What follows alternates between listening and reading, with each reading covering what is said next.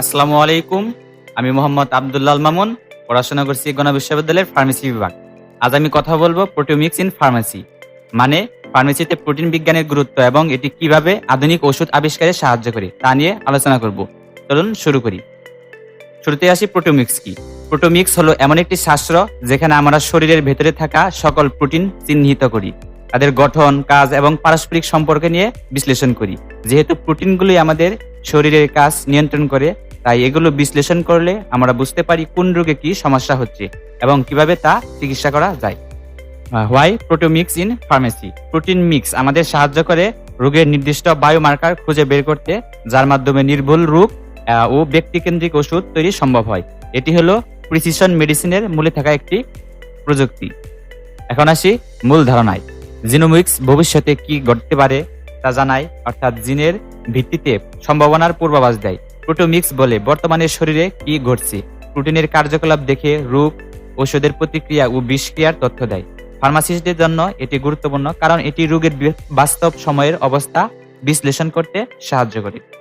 Types of proteomics, অর্থাৎ প্রোটিওমিক্সকে আমরা তিনটি ভাগে ভাগ করতে পারি।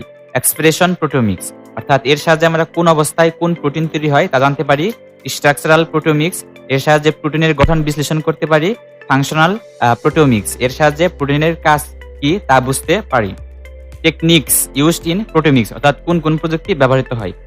প্রথমে আসি ম্যাস স্পেকট্রোমেট্রি, এর সাহায্যে আমরা প্রোটিন শনাক্ত ও পরিমাপ করতে পারি। 2D জেল ইলেকট্রোফোরেসিস, অর্থাৎ এর সাহায্যে প্রোটিন আলাদা করতে পারি। প্রোটিন মাইক্রো অ্যারেস, অর্থাৎ এর সাহায্যে আমরা হাজার হাজার প্রোটিন একসাথে বিশ্লেষণ করি। প্রোটিওমিক্স ইন ড্রাগ ডিসকভারি, ওষুধ আবিষ্কারের প্রথম ধাপ হলো রোগ সংশ্লিষ্ট প্রোটিন টার্গেট শনাক্ত করা। এরপর প্রোটিওমিক্সের মাধ্যমে আমরা জানতে পারি কোন প্রোটিনের উপর কাজ করলে রোগ নিয়ন্ত্রণ সম্ভব হয়, আর এভাবেই তৈরি হয় targeted therapy.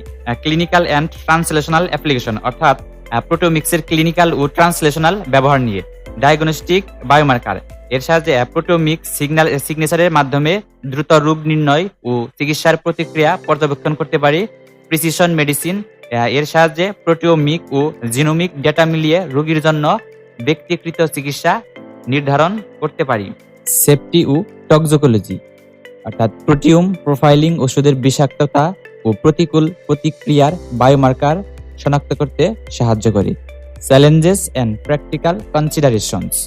Point 1, sample complexity, অর্থাৎ প্রোটিনের পরিমাণ ও বৈচিত্র্য বেশি, তাই স্বল্প মাত্রার প্রোটিন শনাক্তের দরকার বিশেষ প্রক্রিয়া। 2, অ্যানালাইটিক্যাল ভ্যারিয়েবিলিটি, অর্থাৎ বিশ্বস্ত ফলাফলের জন্য প্রয়োজন মানসম্মত ও একক প্রক্রিয়া, কিউসি ম্যাট্রিক্স এবং রেফারেন্স উপকরণ। 3, ডেটা ইন্টারপ্রিটেশন, অর্থাৎ বৃহৎ ডেটা বিশ্লেষণের দরকার শক্তিশালী বায়োইনফরমেটিক্স, নির্ভরযোগ্য ডেটাবেস ও পরিসংখ্যানগত নিয়ন্ত্রণ।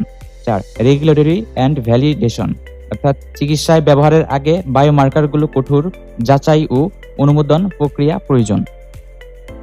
টেকঅ্যাওয়েস অ্যান্ড নেক্সট স্টেপস। প্রোটিওমিক্স এর অপরিহার্য, অর্থাৎ এটি ফার্মাকোলজি, টক্সিকোলজি ও ব্যক্তিগত থেরাপিতে গুরুত্বপূর্ণ তথ্য দেয়। 2, পদ্ধতির সমন্বয়, এমএস স্ট্রাকচারাল স্টাডি ও বায়োইনফরমেটিক্স একত্রে বায়োমার্কার উন্নয়নে সহায়ক। 3, সতর্ক অনুপাত, ক্লিনিক্যাল ব্যবহারের আগে দরকার কঠোর যাচাই ও মানসম্মত পরীক্ষা। ধন্যবাদ সবাইকে।